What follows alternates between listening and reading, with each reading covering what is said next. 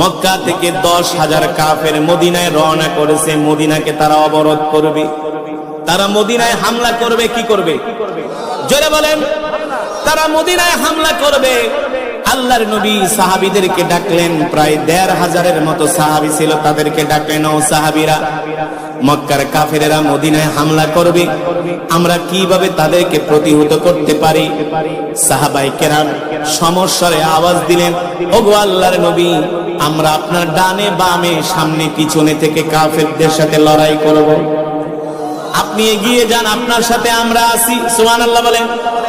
মুসলমান বরকতের নবী, দয়ার নবী, মায়ার নবী মক্কার কাফেরদের সাথে লড়াই করার জন্য মদিনার চতুর্পাশে বড় বড় কূপ খনন করলেন, বড় বড় পরিখা খনন করলেন।